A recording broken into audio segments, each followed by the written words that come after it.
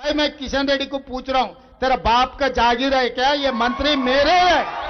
अल्लाह मियां एक मौका दिया मुझे। अस्सलाम वालेकुम दोस्तों, चीफ मिनिस्टर रेवंत रेड्डी का कल रोड शो हुआ। चीफ मिनिस्टर रेवंत रेड्डी ने बीजेपी को सीधा सीधा ललकार दिया है, किशन रेड्डी को ललकार दिया है। चीफ मिनिस्टर रेवंत रेड्डी की जानिब से मजलिस इत्तेहादुल मुस्लिमीन के लीडर्स असदुद्दीन ओवैसी और अकबरुद्दीन ओवैसी दोनों का भी जिक्र किया गया और तेलंगाना कैबिनेट के वाहिद मुस्लिम मिनिस्टर मोहम्मद अजहरुद्दीन भी वहाँ पे मौजूद थे। लेकिन इनकी जानिब से एक शॉकिंग बात कह दी गई है। इनका कहना है कि अगर BRS पार्टी को वोट देंगे तो ये कभी पब्लिक में यहाँ पे जुबली हिल्स में बीच में नहीं रहेंगे। इस तरह की बातें की गई है। इन्होंने क्या कहा है वो भी आपको बताएंगे और ये डेडिकेटेड वीडियो है और BRS पार्टी ने जो कहा उसका भी एक डेडिकेटेड वीडियो बहुत जल्द आएगा इंशाल्लाह।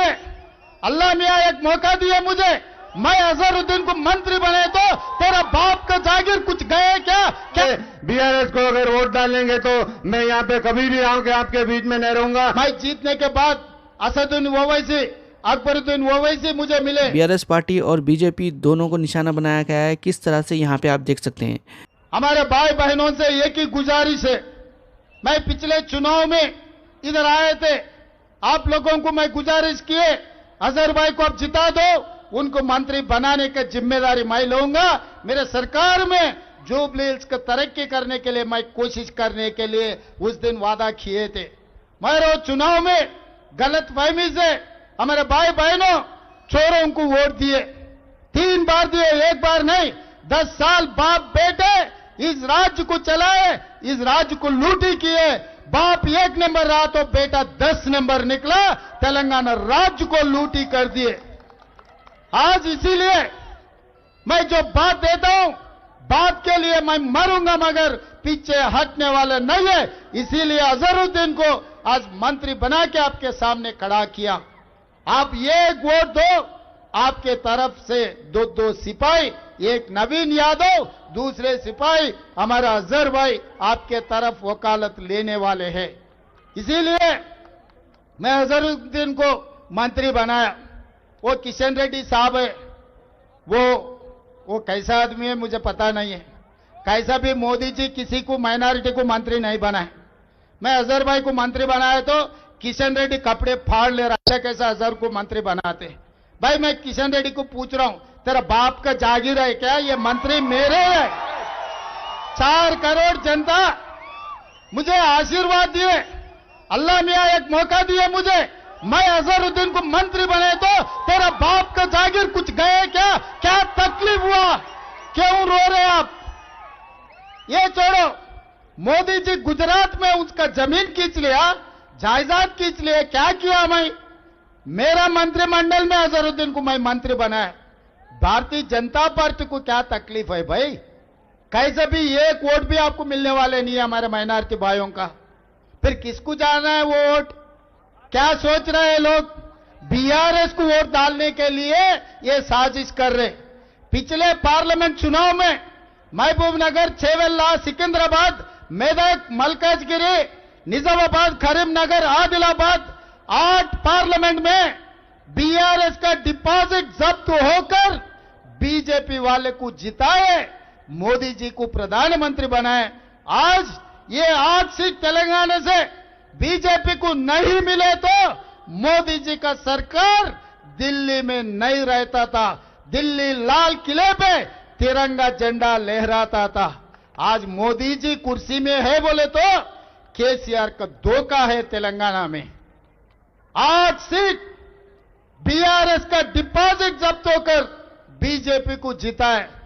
आज बीजेपी वाले फिर उनको पलट के मदद करने के लिए लग गए। आने वाले चुनाव में यहां पर जुबली हिल्स पे बीजेपी का डिपॉजिट जब्त होने वाले, इन लोग BRS को जिताने के लिए कोशिश कर रहे। ये साजिश को आप लोग सोचो भाई, क्योंकि इनको मैं मंत्री बनाया तो गवर्नर को जाके खत लिखा के किशन रेड्डी ने, किसके लिए, क्यों? इसका मतलब ये दोनों का कैसा चल रहे आप लोग सोचने का वक्त आए। भटकाने वाले बहुत रहे थे, बोलने वाले बहुत रहे थे, ऑटो वाले को तकलीफ है बोल रहे, महिलाओं को मैं बस में मुफ्त में चलने के लिए मौका दिए तो ऑटो वाले को तकलीफ हो गए बोल रहे, महिलाओं का रद्द कर दो बोल रहे। भाई ऑटो वालों को बचाने का जिम्मेदारी मेरे है।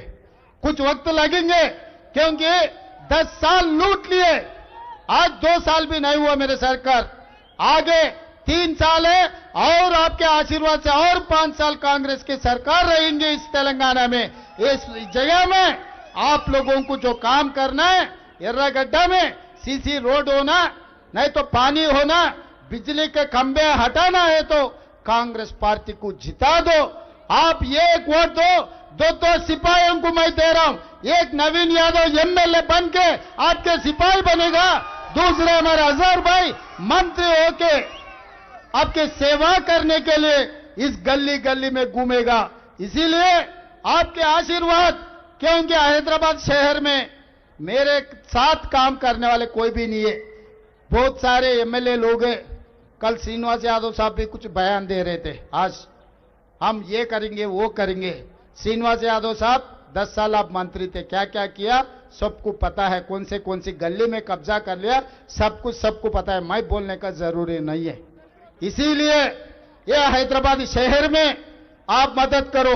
मैं जीतने के बाद असदुद्दीन ओवैसी, अकबरुद्दीन ओवैसी मुझे मिले, साहब आप मुख्यमंत्री बन गए, हमारा ओल्ड सिटी तरक्की करो।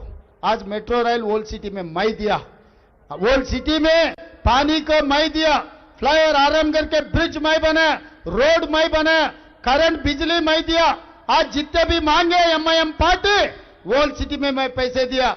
चुनाव के समय पर मैं राजनीति करूंगा, चुनाव खत्म होते ही मैं लोगों के लिए, लोग भला के लिए मैं काम करने वाला हूं।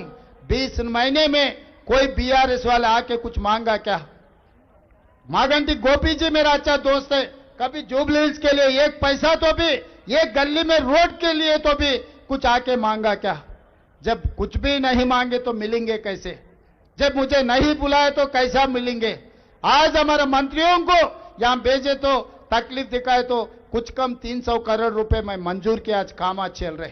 ये आगे तरक्की होना, आगे 3,000 बनना है तो नवीन यादव को एमएलए जिता दो इस चुनाव में। ये कि लोग आपको भड़का रहे कि कांग्रेस पार्टी ने गारंटीज नहीं किए, ये नहीं किए, वो नहीं किए।